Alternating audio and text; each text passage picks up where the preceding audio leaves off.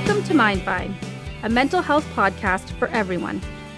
Since our first episode in 2016, we have been sharing stories of recovery, engaging with experts, and tackling the stigma associated with mental illness. The Mindvine podcast is produced by Ontario Shores Centre for Mental Health Sciences and is available on YouTube, Spotify, and Apple Podcasts. Welcome to the Mindvine podcast. I'm your host, Daryl Mathers, and today we're talking a few different subjects in the area of dementia and research and a little bit of a personal story as well.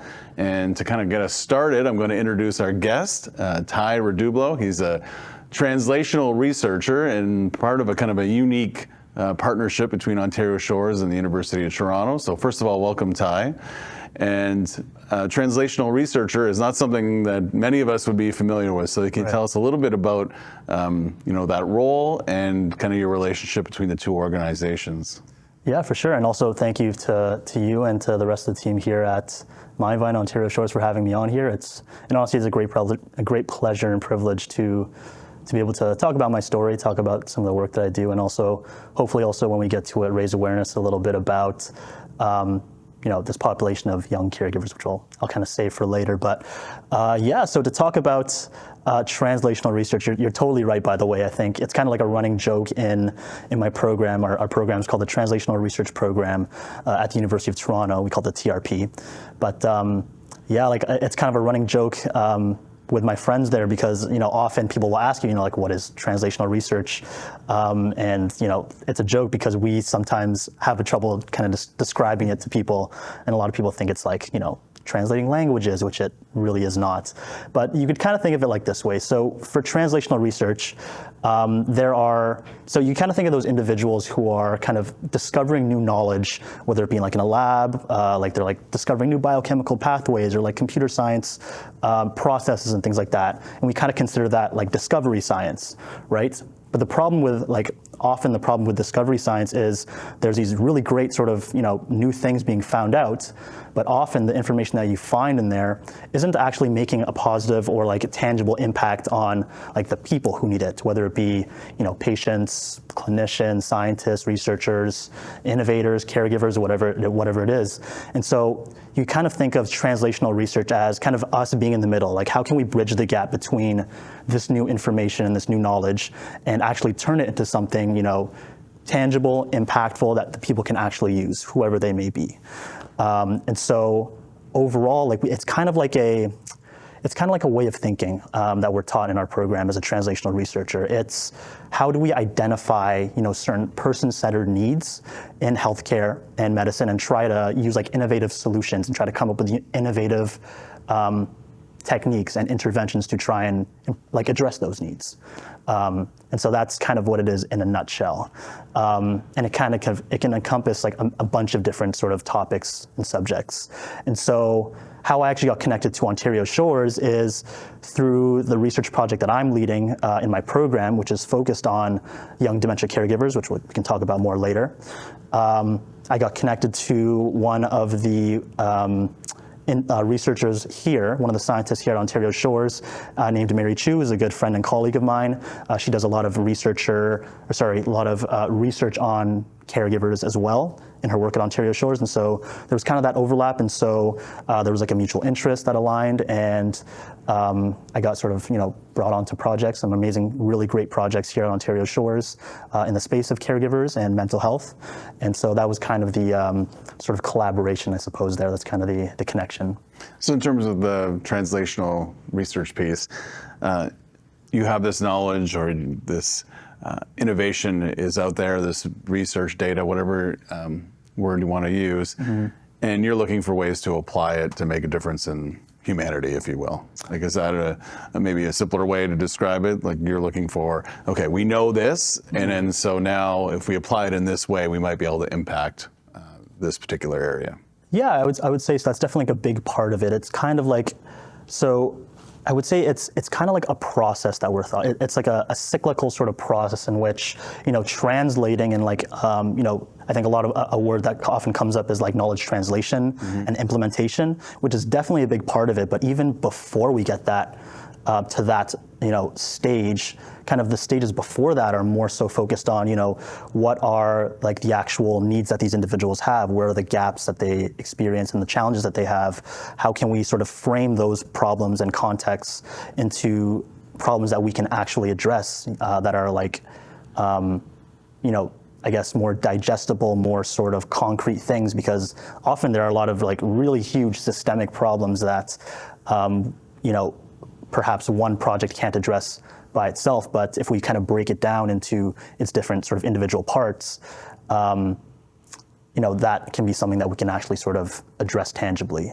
And so I think it's kind of, again, a whole sort of spectrum, and it's a whole process of, how can we find out these needs of individuals in healthcare and medicine, and kind of work with them often, but through co-creation and co-design, to kind of address their needs through like innovative solutions. But yes, you're totally right. Like that is a good way of putting it. Maybe a more simplistic way for somebody who's not for sure, yeah, absolutely, familiar with the research area. Yeah.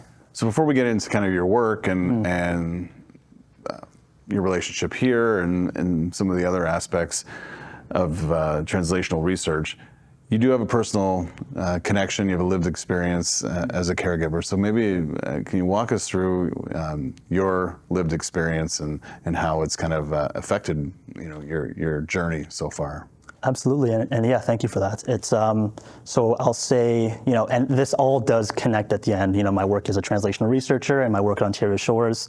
My personal story is, in a way, kind of like the driving force and the inspiration behind it. But yeah, so for me, I was previously a young caregiver, more specifically a young dementia caregiver. And so, again, and we could talk more about young caregivers later, because it's kind of, really a thing that I'm really passionate about in a lot of the work that I'm doing. But you kind of think of a young caregiver as, at least in Canada and Ontario, someone who's under the age of 24 years old, who provides, significant, usually like very important, voluntary and typically unpaid care to someone living with some sort of debilitating condition. And so with my story as a young dementia caregiver, it started when I was around, I'd say 14 or 15 years old, so definitely still like in high school, like around grade 10. My grandmother, Alicia, who we call Mum at home, she was diagnosed with Alzheimer's and dementia. So she's been living with it for, again, around almost more than 10 years now.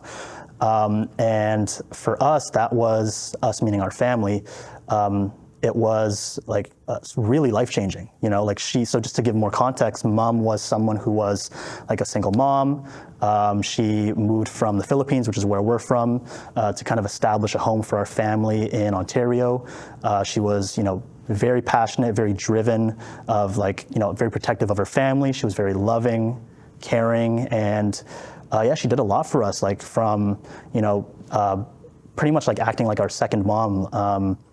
Picking up my siblings and I from school, dropping us off, like cooking for us, and just like taking care of us when my mom was working her full-time job. And so, like, needless to say, just like played a huge role in our family.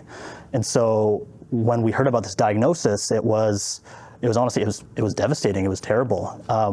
But interestingly enough, like when I put myself back in the shoes of, the high school version of myself, I really didn't know what dementia was or Alzheimer's was at that time. Like how could I? Like I was like a young high schooler. To me, I think at the time, dementia was just like, something that the older individuals typically get. The way I see it in movies, it's like they kind of, sometimes they'll act a little different or they'll forget a few things here and there, which is definitely like part of it, but it's such a small part of it, and it's so much more than that, obviously. And so when I think about my sort of young caregiver experiences, there's like a few things that I think come to mind as far as my personal experiences and my experiences with my family. I think one of the first ones was definitely uncertainty. With dementia, so just for those of you who don't know, dementia is kind of this umbrella term for a bunch of medical conditions, healthcare conditions that in which someone's way of thinking, their memory, their behavior is affected to a point where it kind of interferes with daily activities, and it's a brain condition. And Alzheimer's is just one of those conditions that fits under the umbrella of dementia. It's like the most common form. But because of that, there was a lot of uncertainty because, again, you can imagine that once your brain becomes affected with things, when your brain becomes affected by dementia and Alzheimer's, it's going to change a lot about who you are and what you do. And so we often got that a lot with mom. Like she was, like I said, like this typically very loving, very caring person.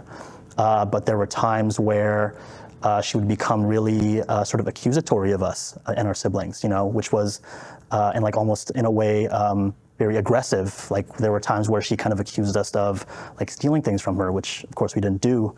But that was like a side to her that we didn't always see. Right, and even like kind of common behaviors that we saw. There was a one time, I'd say it's kind of funny, but in the grander scheme of things, it is definitely still a problem. But when I got home from school one of these days, when I was still in high school, like I said, mom would cook dinner for us, and so I went to go check the oven just to see if there was any like dinner, and I remember seeing like couch cushions in there, which was bizarre. Like that's obviously not something you see every day. And I'm like, what's going on here? And like lo and behold, a few days later, I actually caught mom doing that same thing, like moving the couch cushions to the oven. I'm like, mom, like, what are you doing? Like, this is like, why are you doing this? And she didn't even really have an answer for me. She didn't really know what she was doing. And so it's stuff like that. Like with dementia, you never really know what's going to happen. You never really know what side of the individual you may see. Because you never know how it's going to manifest, right? So that's definitely one that I think. Another one was honestly like a lot of isolation, I'd say, as a young caregiver. And what I mean by that is, I felt like often people couldn't really relate to my experiences providing care. So this was something that I kind of held close to my chest. I didn't really tell a lot of my friends, my close friends, or my teachers, or my colleagues, or when I was working. About it, because I felt like it was not really something that, again, people could relate to. That being said, I did have like a great sort of support system in my family. Like my siblings and I all helped out. My mom, my stepdad, we all helped out caring for mom. And I acknowledge that not everyone has that, but I'd be remiss to say if it didn't often feel like pretty isolating and pretty lonely. And so those are sort of the things that I think of when it comes to my young caregiving experience. When you talk about your experience and it starting, I guess, so young, at 14, 15, when you're in high school, how did you come to grips with what was happening in your home and the role you would play? Like, what was it? Obviously, it was a difficult time in terms of the caregiving steps, but just as a person, like coming to grips with your loved one changing, and maybe at that age, like not fully understanding, what's happening. Yeah, honestly, it was really, really tough. Like I'd be lying if I said that I found like the perfect ways to cope with it and things like that. I really didn't, especially because, yeah, you're right. I was so young, and also kind of, when you're young, you're also pretty selfish. You kind of think about yourself. And so for me, things that I helped to do to cope was, I kind of just tried to do things that I enjoyed, whether it be like playing sports when I could. I was involved in like some sports teams. I tried to hang out with my friends as much as possible, not as much as possible, but when I had the opportunity, we liked watching movies and things like that. And tried to honestly like distract or get my mind off of it, if that makes sense, which admittedly, I don't think looking back, it was the best way to do it. I think it can help. But I think like just like later on in life, after I kind of start to mature and start to realize the importance of my role, it's only then that I started to realize like, okay, like I have to, I think it's important for me to acknowledge like what I do and my role as a young caregiver and a caregiver, and like be open about it with people if that's what I'm comfortable with, but again, it's tough. It's tough to realize those things when you're so young, I think. Well, and the world's not meant to support young caregivers, which is what we're going to eventually get to. But nobody is concerned about, I shouldn't say nobody, but for the most part, in that situation, people would be concerned about how your mom is dealing with it, or how her siblings are dealing with it, versus grandchildren, because traditionally, or at least in society, today, there's still that separation between that generation and the grandkids, and Yeah. but in your situation, there's not. And so I can't imagine you had too many teachers reaching out, or friends, your peers, like having any idea of what you're dealing with. I guess it speaks to the isolation that you mentioned previously. Yeah, no, and you got a lot of it too there. It's a lot of great points too. So I think, in a way, I didn't really help myself also because I didn't tell people. Like maybe there would have been some supportive adults, some supportive teachers, and if I actually told them hey, I am caring for someone at home, it's made me, it's kind of made it difficult to finish school on time or finish work on time, or can I get some, if it's possible, some sort of accommodations or support or anything like that, or even told my friends, which eventually I did, but kind of in the middle of high school, it was kind of just something I kept close to myself and my family, as I said. But you're totally right. I think, I've actually had the chance to speak to previous young caregivers who have said things like, even when they were vocal to some counselors or some teachers about it, they weren't really supportive. They didn't really know how to best accommodate their situation and things like that. And I think another big problem is that young caregivers also don't self-identify, like I said. It's how do you tell a 10-year-old who's caring for their grandparent, hey, are you a young caregiver? Yeah. It's not something that's really brought up in colloquial sort of regular sort of language and things like that. And so and I think that's potentially, it's not always that's not the what am I trying to say here? There are some people who would prefer not to hold that title of young caregiver also. It's just, for instance, in Filipino culture, which is my background, we don't really have that. That's not a term that comes up because, it's kind of for us, you have an individual, your relative, your loved one who has something they're going through as their family member. It's kind of just expected, oh, okay, my grandmother needs help, we'll help them, no questions asked.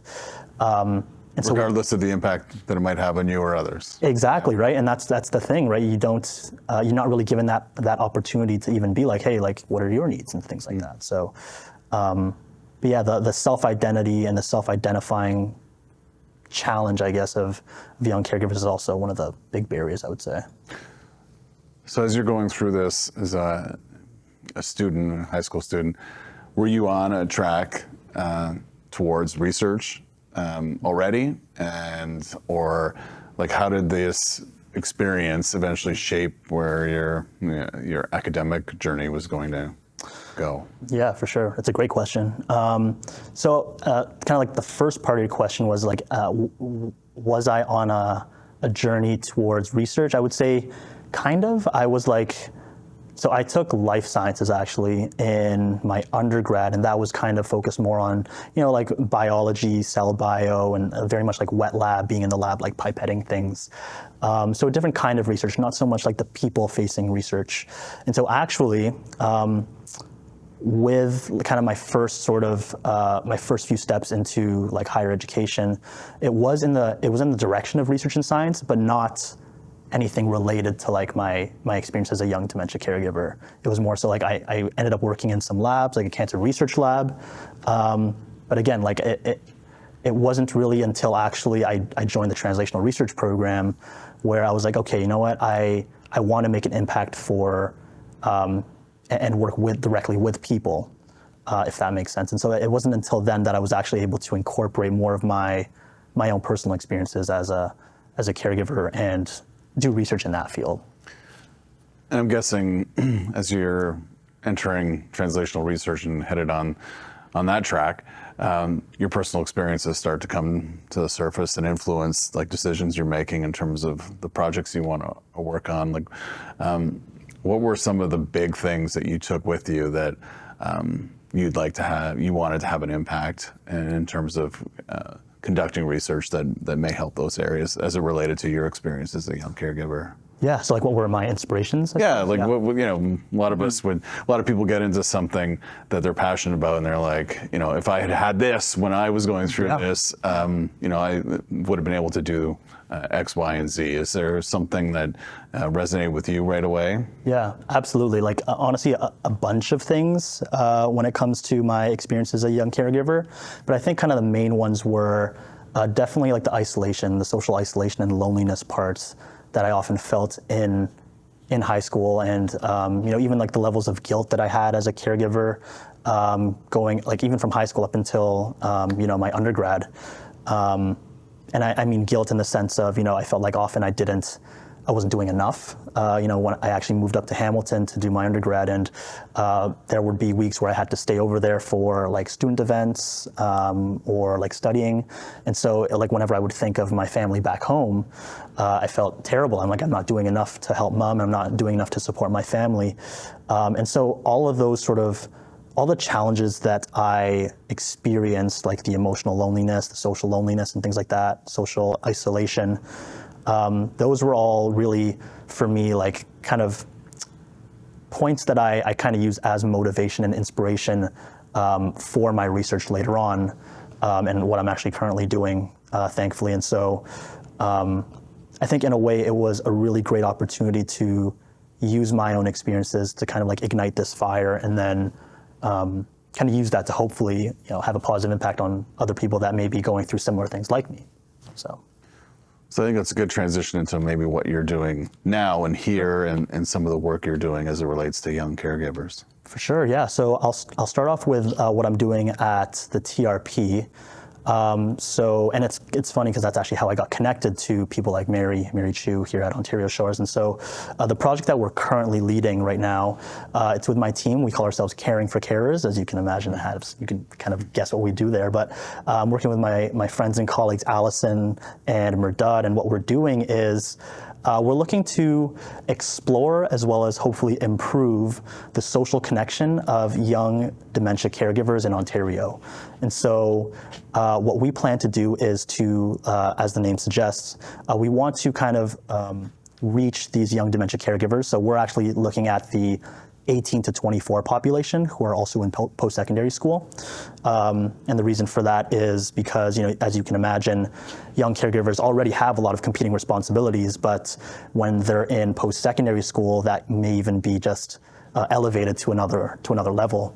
And so what we want to do is we want to try to reach these individuals and learn more about their experiences. Like, how do you feel socially connected to people? What is it that helps you? Where do you feel socially connected? Who do you feel socially connected to?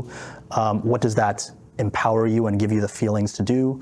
And then from there, once we kind of learn more about the landscape, we then want to also have these, what we call co-design workshops, which is essentially where we take these same individuals and ask them like, hey, these are sort of the problems you brought up.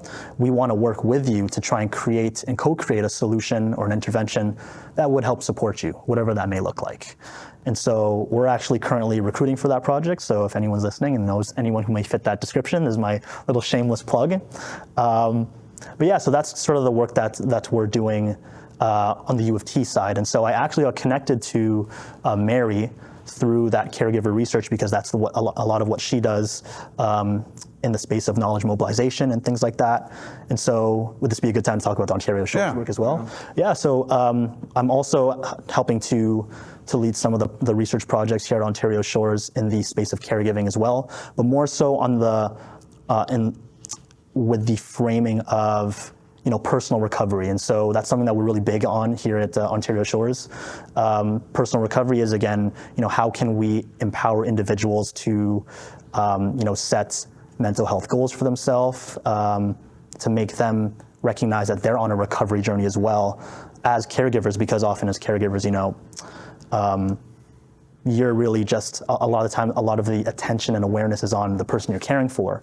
But in the process of being a caregiver, you also have a lot of needs as well. Like you're going through a lot of struggles potentially. You have, it's important for you to learn about things like connectedness, hope, identity, meaning, empowerment, like the CHIME framework, if that's been brought up before. And so what we've been doing at Ontario Shores is, for this most recent one, we're working on a workshop series called We Care Well, where essentially we invite caregivers of all ages, of people living with various brain and mental health conditions, to these workshops to learn about those sorts of things. Like, how can we work on things like communication in a healthcare setting? How can we work on like nonviolent communication? How can we learn from each other various like self-care strategies and wellness strategies, because your needs matter too. You know, you shouldn't. It's important to recognize as a caregiver that, you know, while you do play a huge role in caring for your loved one, you got to take some time for yourself as well. So that's kind of the different things that we teach in that regard. There's also another project we're working on at Ontario Shores called VR Sim Cares, where we're ultimately looking at how can we harness virtual reality or VR as a method or a medium for training and education for dementia caregivers. And so just using that sort of innovative technology, we actually recently had a consultation session with like caregivers themselves, clinicians, researchers, scientists, simulated patients, to learn about their perspectives on, you know, is this something that you think would be helpful? What are the barriers and challenges with that? So those are kind of like two bigger, I'd say, initiatives that we're currently working on. When you talk about caregivers, like in a broad sense, I think people automatically, not everybody, but a lot of people will automatically go to physical health conditions, whether it be cancer or other complex illnesses. Are there unique aspects of caregiving for somebody, you know, for mental health, or are there barriers from a stigma perspective, you know, that people face who are caregivers of somebody with dementia versus, you know, something that's more traditional physical health issue?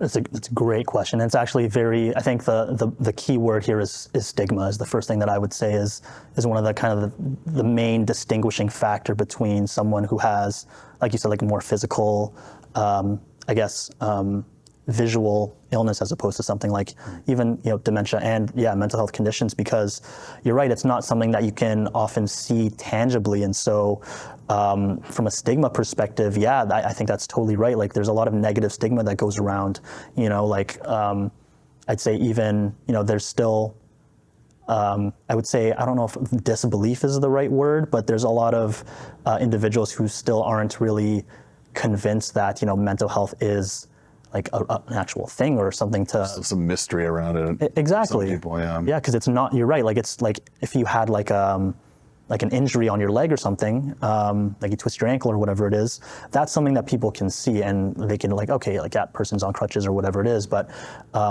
with mental health conditions, it's not always so clear what those individuals are facing. And even if they tell you, there's like, there's a lot of sort of doubt and misunderstanding and negative stigma around that. So, and you kind of get that as a caregiver as well, you know, like, you know, how do, like sometimes I've heard stories of people who even their loved ones and like their extended family or their friends they're not like fully supportive because they don't, I guess, believe in it, which is really unfortunate. And it's something that I think we're moving positively towards. I think we're starting to more like raise more awareness around mental health, and Ontario Shores is like doing a really great job in that regard. But it is something that we still have to work on, and it's a real problem.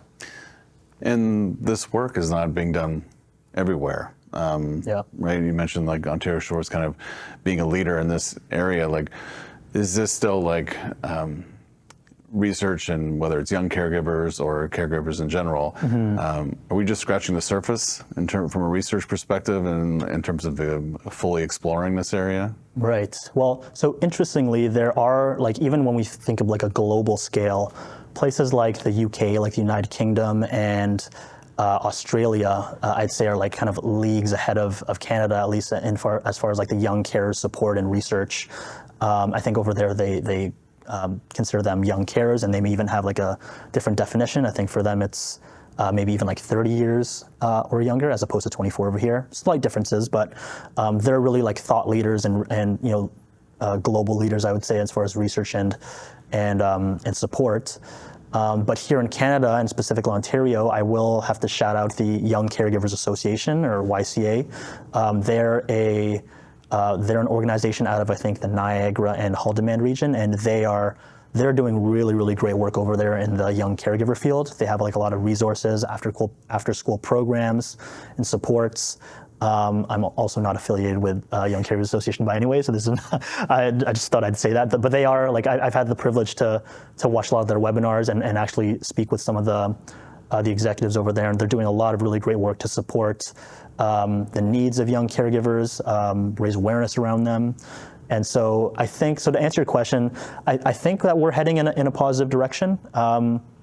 And so, but for me, I think, there's always more work to be done, from a policy level. I'd love also to see, maybe it's a subject in every school that's mandated across every school across the province that teaches about, what are young caregivers and how can you support them, how can you identify them even, or just more training for different teachers and counselors and again, how to recognize what they need and things like that. So I guess going back to the question, I think it's definitely moving in a positive direction, and I'm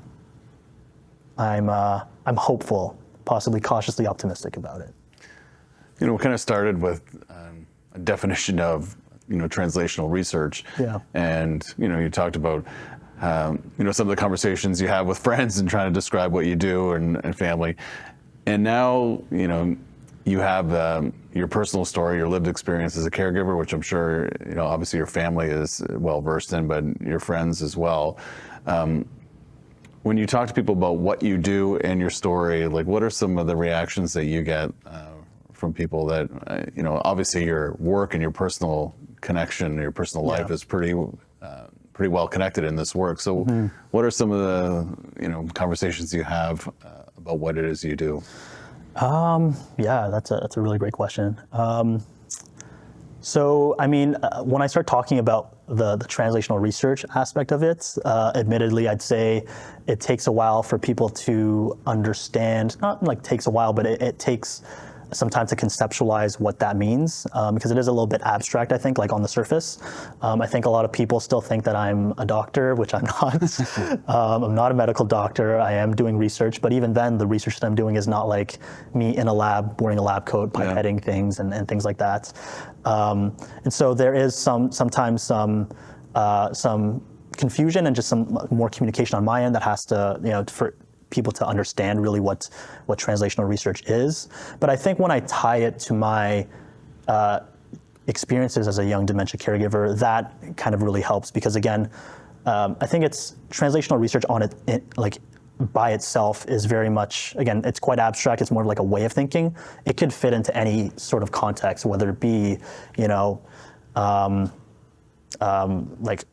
primary care, whether it be diagnostics for different diseases and things like that. It has a place in any sort of aspect of healthcare research. So I think what's helpful for me when I'm talking to people about what I do is talking about the context of dementia caregiving. Dementia. Our goal here is to try and support other people that had similar experiences of me, like me, with dementia caregiving. So. What's your hope for the next young person who's in your position? Whether maybe not the next one, but one day somebody is going to be in high school and have a similar kind of family dynamic, dealing with similar issues. And what is it that you hope maybe your work and the work of UT and Ontario Shores can impact that individual? Yeah, I think a lot of things. I would say I hope first of all that they understand that whether or not they want to kind of hold that title or identify as a young caregiver or a caregiver in general is up to them. That's not something that we try to I don't think it's necessary to force that onto someone, but I do hope that they recognize that again they have their own needs and experiences that are worth addressing, and I would want them to know that that there are resources and supports out there for them. Maybe it's not for a young caregiver specifically, but whether it's counseling or therapy or just talking to your friends or your family about it. These are the things I'm going through. Maybe I need some support. Maybe it's sometimes just talking to a friend about it, and that's enough for me, right? So, or hopefully for them. And so I think the awareness is a big one. I think that's something that's really severely lacking right now. Is there's a lot of people potentially out there. Maybe there's a bunch of individuals right now that are going through a similar situation, and my hope is that maybe this podcast will reach them. Maybe they'll find out about the work that we're doing or the Young Caregivers Association. But I think just the awareness bit is one of the biggest things. And then from there, we can start talking about what are those things that you need as a caregiver, right? Like, is it maybe sometimes it's as simple as like just having friends who can have a conversation with you, or maybe it is someone, maybe it's like extra support in school or whatever it is, right? So I think I'd like them to be more aware, and I'd also recommend just don't think that you have to shoulder that. I don't want to say burden, it just sounds like such a negative thing. Don't think that you have to shoulder that sort of responsibility by yourself. Recognize that there are people out there who can help you. But I think a lot of it just boils down to that awareness piece first. Yeah, I would say, like, to add to that, like, don't minimize your experience either. Exactly. Right? Yes. Like, as a young person in that, in that family dynamic, we would lean on maybe the adults and be concerned about how they're managing, which is valid, but the impact that it can have on everybody, even those that might just be a viewer in that situation, let alone a young caregiver. But your story, very interesting. Thank you very much for sharing it. I think not only is it important to explore kind of that broad impact that a caregiver journey can include. Young people can include multiple caregivers as well, right? Like, I'm sure your grandmother, there was responsibility shared, throughout your family during, especially in difficult years. But also to talk about some of the research that we're doing here. I think it's important that the profile of research and the work that we're doing gets shared, and you did a really great job of tying both in with your personal story and the work that you're clearly passionate about. So thank you very much for sharing that today. Yeah, and thank you again for having me. I really do. I feel really grateful and really privileged to be working here, to be working on projects that are really meaningful and like impact me, but also hopefully, hopefully we can make a positive change for other people that go through similar experiences as myself, and tons of others out there. But yeah, again, thank you for the opportunity to share my story and to talk about this important topic. Make sure to like and subscribe and turn on post notifications. Thank you for watching My Vine Podcast.